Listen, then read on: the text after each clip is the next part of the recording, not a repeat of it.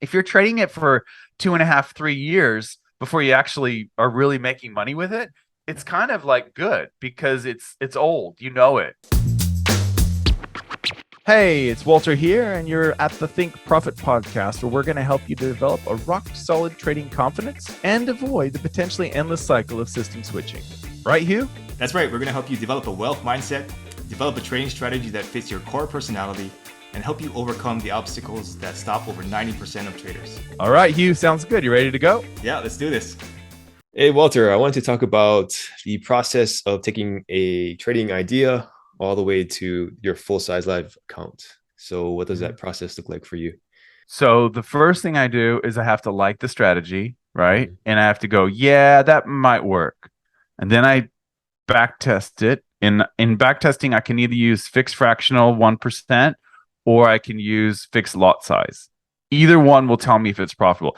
The fixed fractional, it should triple the account, right? Like I should Mhm. eventually get to the point where it's tripled the balance. Whereas with the fixed lot size, I just want to see, is it profitable, right?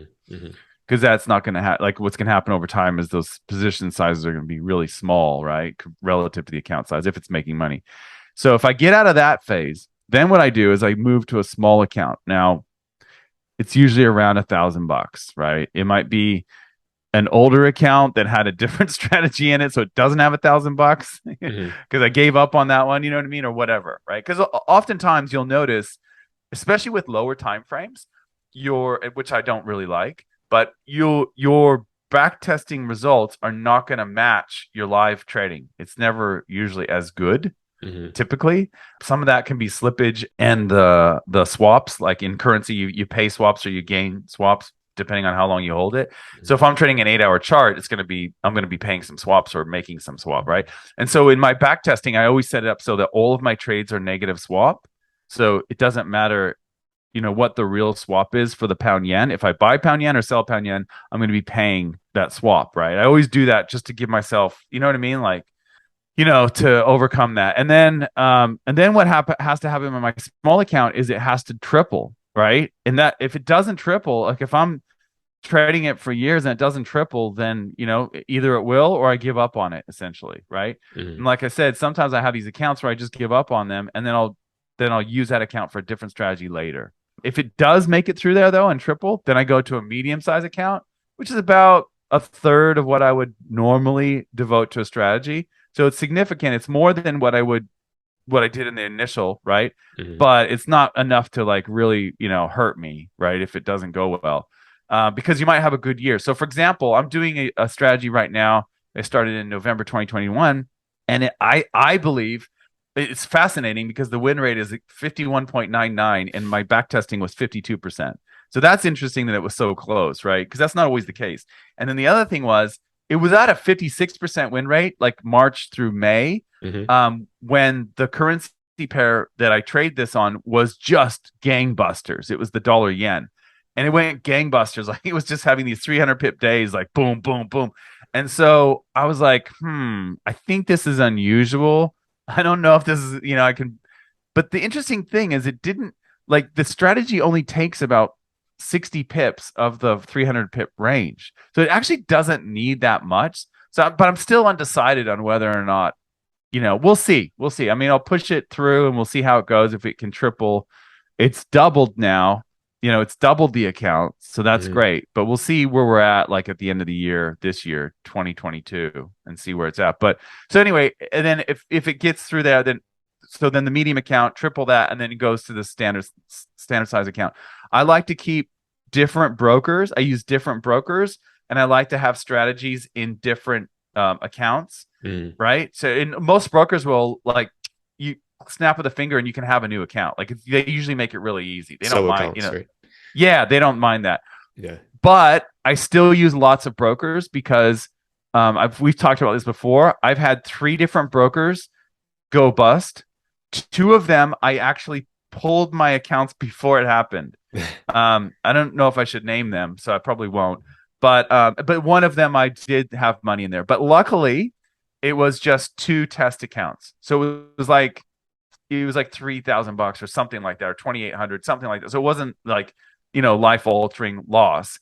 But that was an overseas account. And I knew it was risky anyway, but it had really high leverage and I liked using my test accounts in it. So that's the only time. So I've been really lucky because the other two ones that went bust, especially, well, one of them in particular had a massive account in it. And it was when I was like grid trading the Aussie yen and all that stuff. And using options because they had an options thing too. So yeah, so I was really lucky on that one. That would have hurt that if I lost that one. So long story short, that's my process is I work it from back testing to live account. So it has to literally go through 3 stages: back testing, live account before I have a quote, standard account with it. And by then I know like, do I like this? Am I going to be able to withstand the draw? You know what I mean? Like you're going to have to spend a few years most likely on it before you even really move it. And the other thing is it helps cool down your excitement for it. Cause you know how you get like something new or a new idea and you get really excited. If you're trading it for 2.5, 3 years before you actually are really making money with it, it's kind of like good because it's old, it's not, you're not tempted to throw a whole pile of money at it like you are in the beginning when you're just like, wow, this is the coolest thing ever, you know? So it has to cool down a bit too. I like that aspect of it too. So that's my process. How do you look at, Yeah, pretty similar. I mean, like I have to like the idea, I have to like the time frame. Does it fit into the portfolio of like trend, counter trend, right? And then just put it through back testing. If it looks good, then I trade about, I don't know, 6 months in a small live account. And then if it passes that, it looks pretty good, then put it into the full size account and go from there. And then if there's a system I find that's better, then I'll replace one of the ones in the live account at some point. But just try to keep it simple. Yeah, it's interesting. What the replacement thing that you said, there was a trader I heard, he was interviewed and he was saying like he uses like artificial intelligence to let the computer come up with strategies. And he has thousands of strategies. And so each week he'll just take like the top 100 strategies and use those with live money. So he's always like and I always thought, I mean, it's an interesting idea, like if you have literally like 30,000 strategies. Okay. And so you're like, okay, which ones what made the most money last week? So now I'm going to use those this week. To me, I was always worried that you would get a regression on those, like a regression to the mean. But he has this hot hand theory where he's playing the hot hand. I just don't know how long it lasts. It might only last another week, and then you've got a whole new crop of top 100 strategies to use. So I just thought it was really fascinating, that approach, because I do like to switch up. And I should mention this because I think it's important. I do like to switch up the strategies on the account. So let's say I'm testing strategy A on this with this broker and strategy B with this one. I might only trade it for like 6 months or so, and then I might swap it, right? And I do like doing that. It makes the bookkeeping like is tough because they're gonna have different balances and stuff. But you can withdraw and deposit and like if you really want to make it clean, that's possible.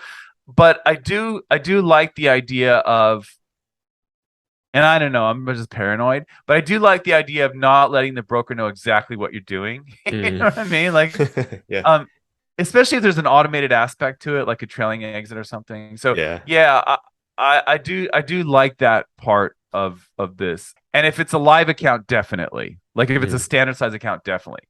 But at the medium account stage too, I might do that, right? So at the small account, I don't really care that much.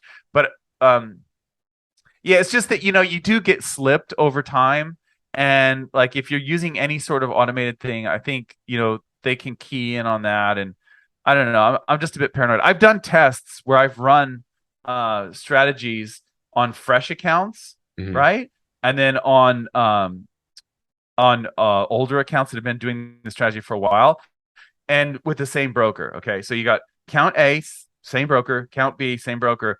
Account A has been trading the strategy for 6 months. Account B just started trading it this month, and account B doesn't get the slippage that account A does. There's no reason for that, right? It's the same. Do you know what I mean? It's the same orders. So that test was really eye-opening for me because the broker that I did this with, I really trusted. And then I was like, okay, I trust no one now. Yeah. So Have you done that with multiple brokers? No, I just No. did it with the broker that I really liked back. This was a while ago. Yeah. And you do get slipped. I mean, the argument is if you're trading like a scalping strategy or something like that, and you have a commission based account, so you have like really tight spreads, like 2 pipettes, or like less than a pip, way under a pip, and then you're paying round trip commission, so you pay to get in the trade and pay to get out, like a stock trade or whatever. If that's what your broker's doing, then maybe you won't get the slippage. Like maybe then you're gonna be like they're scalper friendly and all that, and EA friendly, like robot friendly and all that. So maybe that's fine if you do that. But to me, that would be the only type of account where you would say, all right, I'm not going to get slipped, right? And I would still test it, Yeah. Yeah, that's a good point to bring up. Thanks, Walter. Yeah, no problem. Thanks. Yeah. All information in this podcast is for educational and informational purposes only and is not trading or investment advice.